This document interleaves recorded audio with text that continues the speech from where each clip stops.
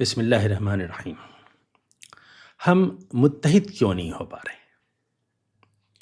یہ وہ سوال ہے جس سے ہم مسلسل پہلو بچاتے رہے ہیں۔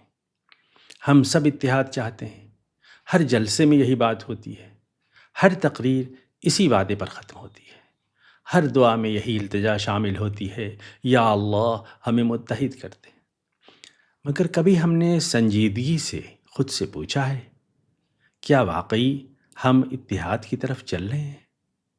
یا ہم روزانہ ایسے ادارے، ایسے مزاج، ایسی زبان مضبوط کر رہے ہیں جو ہمیں اور زیادہ تقسیم کر رہی ہے؟ اگر کوئی شخص مشرق کی طرف سفر کر رہا ہو اور دعویٰ کرے کہ اس کی منزل مغرب میں ہے، تو وہ کیسے وہاں پہنچ سکتا ہے؟ ہماری خواہش اور ہماری سمت کے درمیان ایک خاموش تضاد ہے۔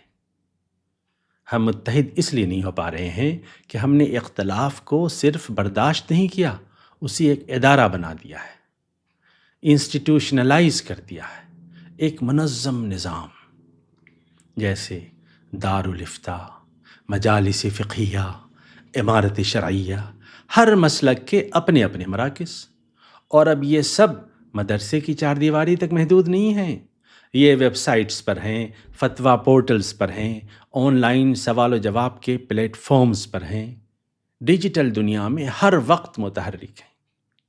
اور سب سے اہم بات یہ کہ ہم انہیں اپنے چندوں، عطیات اور اعتماد سے مضبوط کرتے ہیں۔ ہم دعا تو اتحاد کی کرتے ہیں، مگر سرمایہ انتشار میں لگاتے ہیں۔ یہ پہلا تضاد ہے۔ ہم کہتے ہیں کہ امت ایک ہے، مگر اس جملے کے پیچھے ایک خاموش شرط کھڑی ہوتی ہے۔ امت ایک ہے اگر وہ ہمارے سانچے میں ڈھلی ہو۔ یہ مسلمان ہے، اس کا مسلک کیا ہے؟ یہ بھائی ہے، اپنا بھائی، مگر اس کی جماعت کون سی ہے؟ یہ کلمہ پڑھتا ہے، مگر اس کی تعبیر ہماری جیسی ہے یا نہیں؟ یوں ہم وحدت کا اعلان کرتے ہیں اور اسی اعلان کے نیچے استثناء کی ایک باریک شرط لکھ دیتے ہیں۔ لفظ امت باقی رہتا ہے، مگر اس کا دائرہ سکڑ جاتا ہے۔ ہم زبان سے امت بناتے ہیں، لیکن عمل میں خیمے کھڑے کرتے ہیں۔ فلٹر لگا کر امت نہیں بنتی، فلٹر لگا کر تو کیمپ بنتے ہیں، اور ہر کیمپ کے دروازے پر ایک تختی لٹک جاتی ہے کہ یہاں داخلہ صرف ان کے لیے ہے جو ہماری جماعت کے ہیں، جو ہماری تعریف اسلام پر پورا اترتے ہوں۔ اب آئیے میں اپنی ایک تازہ تصنیف لا یحییٰ سے آپ کی خدمت میں چند فتوے پیش کرتا ہوں، جو دراصل میں نے دارالعلوم دیوبند کی ویب سائٹ سے نقل کیے ہیں۔ میں یہاں کسی فرقے پر حملہ نہیں کر رہا، میں ایک مزاج دکھا رہا ہوں، ایک پیٹرن کی نشاندہی کر رہا ہوں۔ سوال نمبر 4679 کے ذیل میں لکھا ہے، اور میں یہ فتویٰ کوٹ کر رہا ہوں: جماعت اسلامی اہل سنت والجماعت سے خارج ہیں اور اپنے مخصوص عقائد کی وجہ سے عام مسلمانوں سے الگ ایک فرقہ ہے۔ ان لوگوں کی اقتداء میں نماز ادا کرنا مکروہ تحریمی ہے۔ مودودی صاحب کی تفسیر تفہیم القرآن میں بہت سی چیزیں اہل سنت والجماعت کے مسلک کے خلاف ہیں۔ عامت المسلمین کا اس کو پڑھنا یا سننا اعتقادی اور عملی گمراہی کا موجب ہو سکتا ہے، اس لیے اس سے پرہیز لازم ہے۔ یہ فتویٰ ہے دارالعلوم دیوبند کا۔ اگلا سوال اہل حدیث یا غیر مقلد کے بارے میں ہے۔ فتویٰ نمبر 126129 لکھا ہے، کوٹ: غیر مقلد فرقہ حضرات ائمہ مجتہدین کی تقلید کرنے والوں کو مشرک قرار دیتے ہیں، اسی لیے یہ فرقہ اہل سنت والجماعت سے خارج ہے۔ فرقہ غیر مقلدین کے امام کے پیچھے نماز مکروہ تحریمی ہے۔ عامت المسلمین کو ان کی کتابیں نہ پڑھنا چاہیے اور تقریر و بیان سننے سے بھی اجتناب کرنا چاہیے۔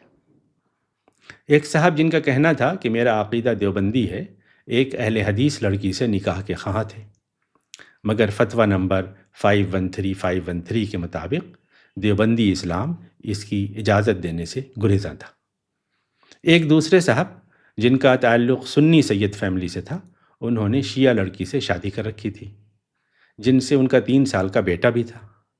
وہ بیوی کے رشتہ دار کے نماز جنازہ میں شریک ہو گئے تھے، اور غضب یہ ہوا کہ انہوں نے میت کو نہلایا بھی۔ اب وہ اس مخمصے میں گرفتار تھے، آیا ان کا یہ سب کرنا شریعت کے مطابق تھا یا نہیں؟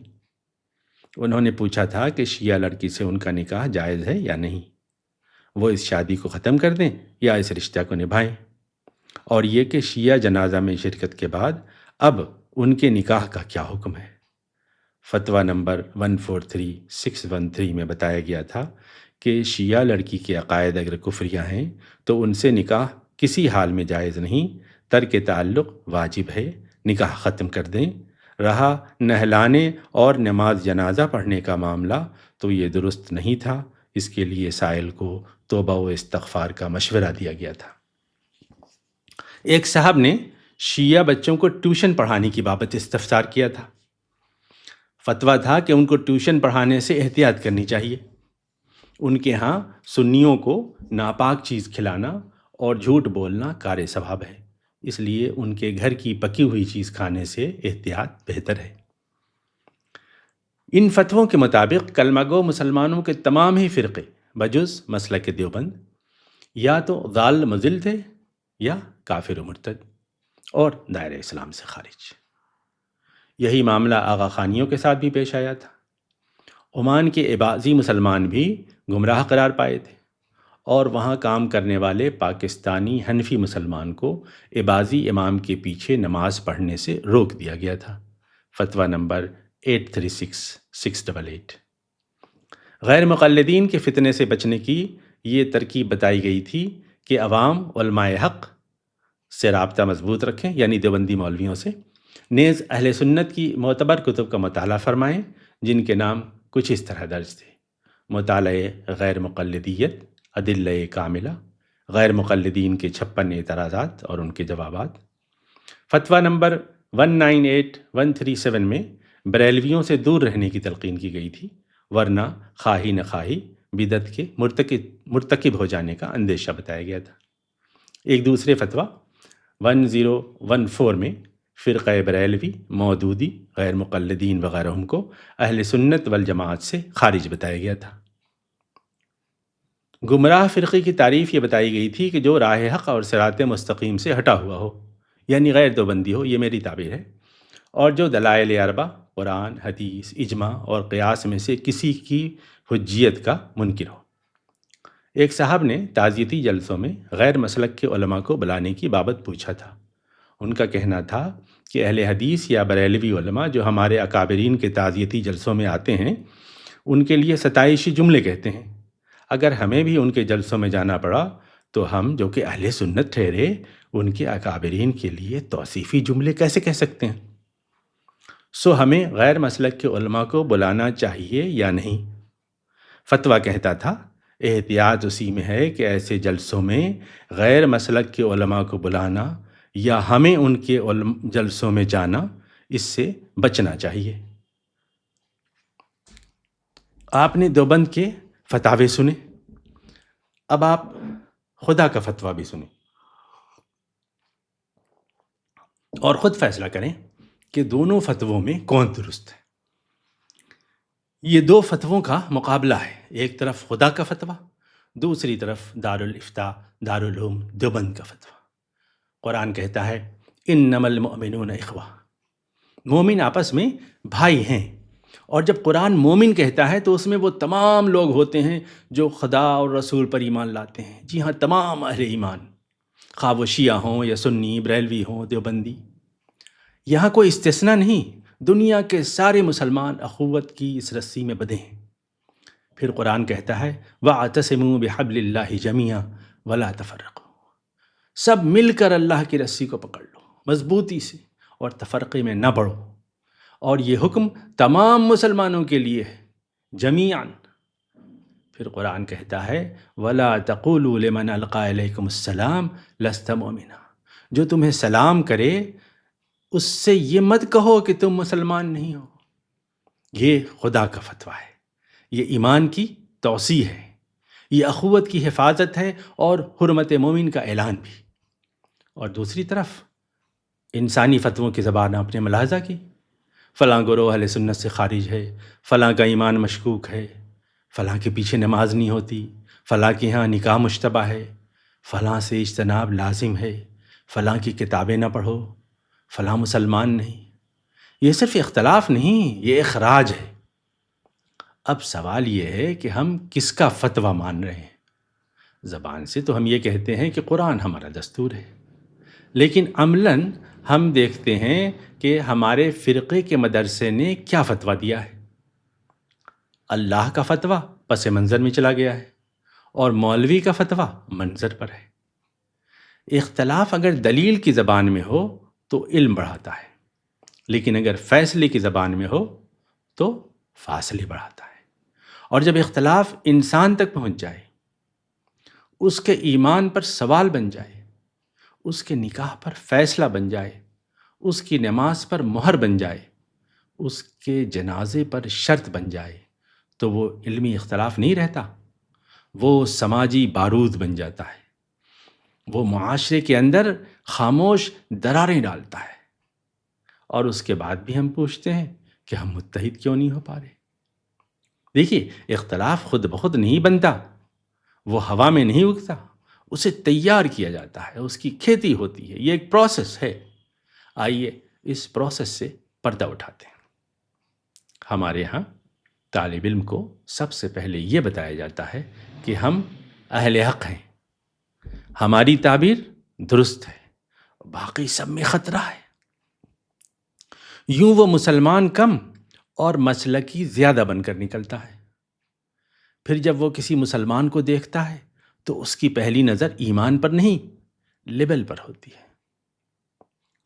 اختلاف کو زندہ رکھنے کا سب سے کامیاب ہتھیار ہے ڈر، خوف. کوئی نوجوان آپ سے کہتا ہے کہ میں نے فلاں صاحب کو سن لیا. جواب آتا ہے، اچھا آپ نے انہیں سن لیا، پھر تو احتیاط کیجئے گا. کوئی کہتا ہے میں ان سے ملا تھا. کن سے؟ ارے ان سے. او پھر تو معاملہ نازک ہے. اگر کوئی کتاب آپ کے ہاتھ میں ہو تو وہ کہیں گے یہ آپ کیا پڑھ رہے ہیں؟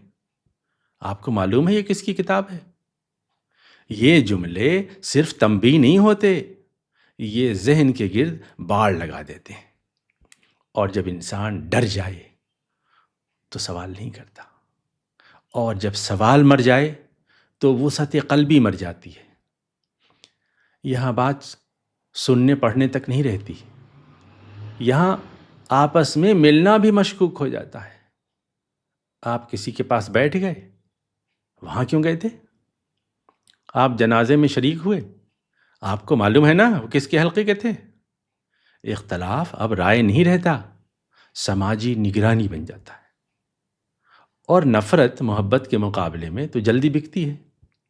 اگر آپ کہیں کہ سب مسلمان بھائی بھائی ہیں، لوگ سنیں گے، آگے بڑھ جائیں گے. لیکن اگر آپ کہیں کہ دین خطرے میں ہے، ہاں خطرناک مسلمانوں سے یہ دین خطرے میں ہے، ایمان خطرے میں ہے، تو مجمع کھڑا ہو جائے گا. خوف وسعت سے زیادہ تیزی سے حرکت کرتا ہے، اور جب جذبات گرم ہوں تو چندہ بھی آسان ہو جاتا ہے. یوں اختلاف نظام نہیں رہتا، کاروبار بن جاتا ہے. پہلے تو فتویٰ کتاب میں ہوتا تھا، اب موبائل میں. ایک سوال، ایک جواب، ایک اسکرین شاٹ اور ایک فارورڈ، اور اہل ایمان کا پورا محلہ اپڈیٹ. اختلاف اب مسجد تک محدود نہیں، وہ گھر کے اندر آ گیا ہے. نتیجہ فطری ہے کہ جب شناخت مسلکی ہو، ایک مسلمان دوسرے مسلمان کو شبہ کی نگاہ سے دیکھتا ہو، ڈر مستقل ہو، ایک دوسرے سے پرہیز عام ہو، چندہ خوف سے چلے، اور فتویٰ وائرل ہو، تو اتحاد کیسے پیدا ہوگا؟ یہ حادثہ نہیں، یہ ہماری اپنی بنائی ہوئی صورتحال ہے. اور جب ہم نے ساخت انتشار کی بنائی ہو اور خواہش اتحاد کی کرتے ہوں تو اتحاد صرف دعا بن کر رہ جاتی ہے. ہم بار بار کہتے ہیں کہ ہم یونٹی کھو رہے ہیں. نہیں، ہم یونٹی کھو نہیں بیٹھے، ہم یونٹی کو اپنے ہاتھوں سے منظم طریقے سے ڈسمینٹل کر رہے ہیں. ہم قرآن پڑھتے ہیں مگر قرآن کے اخلاقی مزاج کو معطل کر دیتے ہیں. ہم انما المؤمنون اخوہ سنتے ہیں مگر دل میں پوچھتے ہیں کون سا مومن؟ وہ اپنا والا، اپنے فرقے کا۔ یہی وہ لمحہ ہے جہاں امت ٹوٹتی ہے۔ مسئلہ یہ نہیں ہے کہ ہمارے پاس اختلاف ہے، مسئلہ یہ ہے کہ ہم نے اختلاف کو اخراج میں بدل دیا ہے۔